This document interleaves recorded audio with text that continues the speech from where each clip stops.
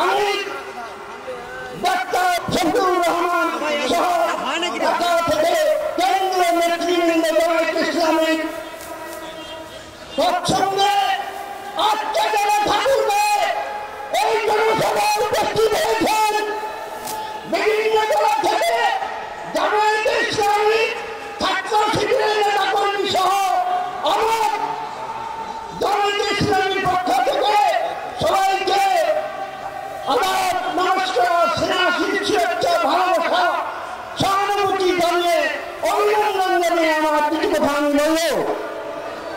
আজকে আমি এখানে জামায়াতে ইসলামী সম্মেলনে উপস্থিত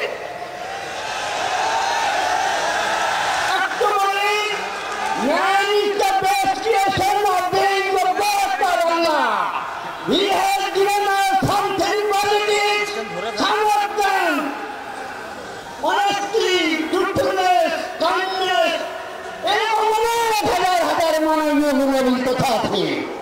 এই জামায়াতে ইসলামী ছাত্র শিবির সহ আজকে যারা এই যে যুবকরা দেখছেন, যারা স্বেচ্ছাসেবক রাস্তাঘাটে বিভিন্ন জায়গায় দেখছেন, কত যে শৃঙ্খলেরা, কত যে ওদের আদব ভালো, কত যে ওদের আচরণ ভালো, এদের আদর্শরা, এদের ভালোবাসা, এদের সহানুভূতি, এদের নিয়ে দেখি আমি মুগ্ধ হয়ে আজকে এই স্টেজে আপনাদের সঙ্গে কথা বলার জন্য দাঁড়িয়েছি।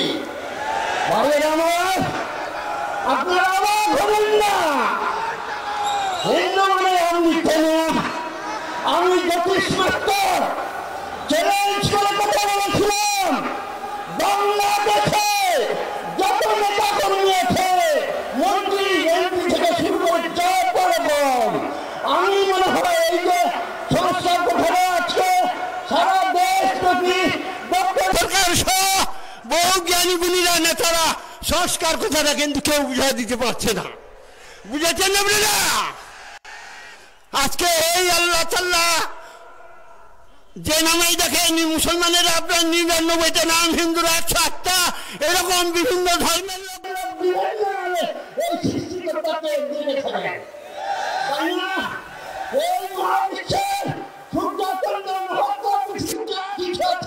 মানুষের প্রাণের মধ্যে যে কোনো সৃষ্টি রয়েছেন, ওই সৃষ্টিকর্তাকে আমি পাওয়ার জন্য, আমরা পাওয়ার জন্য, তার সান্নিধ্য লাভের জন্য আমাদের ধর্মীয় জায়গা থেকে যাহা কিছু করার আমাদের করতে হবে। আজকে ফ্যাসিস্ট স্বৈরাচারী সরকার কোথায়? বিগত কয়েক বছরের এই যে পাপের প্রায়শ্চিত্ত, অন্যায়ের প্রায়শ্চিত্ত, ইনি যখন প্রধানমন্ত্রী ছিল শেখ হাসিনা কি বলেছেন জানেন? বিএনপি জামাতের লোকেরা নাকি জানোয়ার শেখ হাসিনা বলেছিল। আমি প্রতিবাদ করেছিলাম। যেই দিন ধর্মীয় গুরু, ধর্মীয় নেতা দেলোয়ার হোসেন সাঈদী ফাঁসি হচ্ছিল, সেদিন আমি প্রতিবাদ করেছিলাম। অর্থাৎ আমি অন্যায় বরদাস্ত করি না, আমি কোন দল করি না।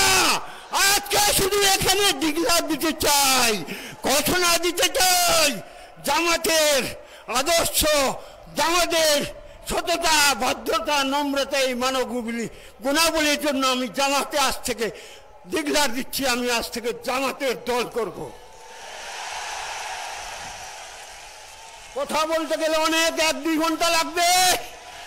এই ডক্টর শফিকুর রহমান সহ উনার নেতা কর্মীদের নিয়ে হিন্দুদের বাড়িতে এই যে 5ই আগস্টে গেল গণ আন্দোলন, ছাত্র আন্দোলন, উনি বেড়াইছে, আমি দেখেছি।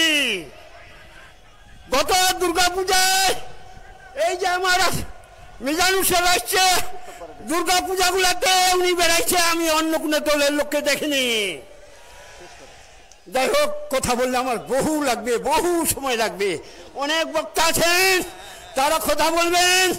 আমি শুধু সংস্কার কথাটা বুঝাতে চাচ্ছি, যদি কেউ পড়ে বাংলাদেশে, কেউ বাংলাদেশে পৃথিবী যতদিন সৃষ্টি হয়েছে প্রায় 10 লক্ষ 15 লক্ষ বছর আগে, সেদিন থেকে শুরু করে চলছে সংস্কার। মৃত্যুর আগ পর্যন্ত পৃথিবী যতদিন আছে সংস্কার চলবে। বুঝতে পারছেন?